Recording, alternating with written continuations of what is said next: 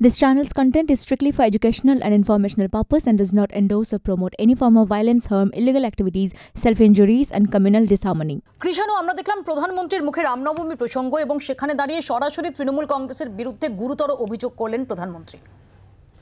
না, এইভাবে তো উনি 2019-এ বলেছিলেন, 2021-এ বলেছিলেন যে পশ্চিমবাংলায় নাকি দুর্গাপুজো হয় না, করতে দেওয়া হয় না। তারপরে দেখলাম যখন দুর্গাপুজোকে সর্বোচ্চ সম্মানে ভূষিত করা হলো, এমনকি ইউনেস্কো অবধি সেই সম্মানে ভূষিত করলো, তখন তার ক্রেডিট নেওয়ার জন্য বিজেপি নেতারা এবং প্রধানমন্ত্রী ছুটো শুরু করে দিলেন। তখন হট করে সারা পশ্চিমবাংলা দুর্গাপুজোময় হয়ে গেল।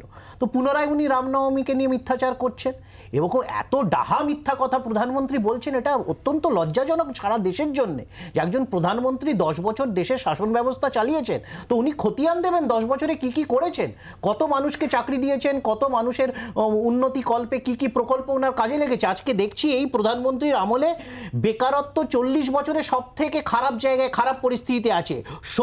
17 কোটি মানুষ পুনরায় বিপিএল তালিকা, মানে পুনরায় আবার হতদরিদ্র শ্রেণীতে গিয়ে নাম লিখিয়েছেন, যেখানে ইউপিএ আমলে যে 40 কোটি মানুষকে বিপিএল থেকে তুলে আনা হয়েছিল। ওনার সময় মানুষ গরিব হয়েছে। 16 লক্ষ কোটি টাকা শিল্পপতিদের ক্ষমা করা হয়েছে এবং কৃষকরা আন্দোলন করছেন শুধুমাত্র সামান্য এমএসপির জন্য। আজকে উনি বলেছিলেন যে 2022-এর মধ্যে নাকি সব কৃষকের আয় দ্বিগুণ করে দেবেন।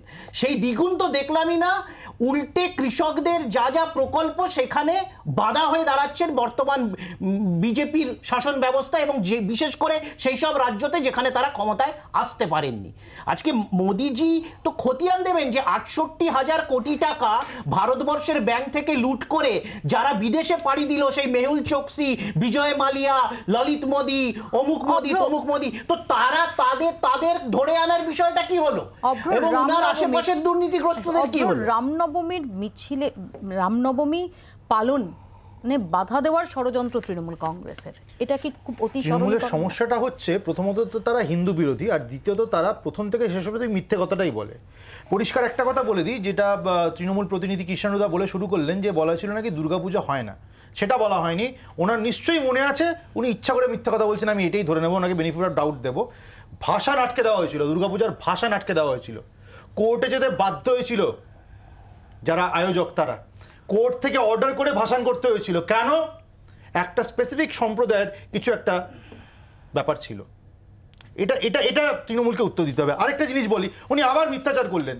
আমি রামনবমীতে আসছি, পরিষ্কার লাস্ট 10 বছরে 25 কোটি মানুষ ভারতবর্ষে দারিদ্র সীমার থেকে উপরে উঠেছেন, সেটা উনি জানেন নিশ্চয়ই, ওখানে উনি মিথ্যা কথা বললেন। আরেকটা আমি তথ্য দিই এবার, জানুয়ারি 2021 থেকে জুন 2022 বিশ্বনাথ গোস্বামী নামে একজন ব্যক্তি আমাদের রাজ্যের বিভিন্ন পুলিশ কমিশনারেটগুলোতে আরটিআই ফাইল করেছিলেন।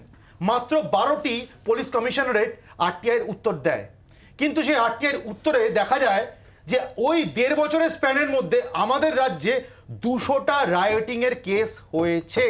আমার কাছে একদম পরিসংখ্যান রয়েছে। কিন্তু অদ্ভুত বিষয়টা ভাবুন দর্শক বন্ধুরা, এনসিআরবি ডেটা আপনারা জানেন রাজ্য সরকারের তরফ থেকে কেন্দ্রকে পাঠানো হয়। ওই বছরের এই যদি এনসিআরবি ডেটা দেখা হয়, তাহলে দেখা যাচ্ছে রাজ্য সরকার বলেছে মাত্র একটা নাকি রাইটিং হয়েছে।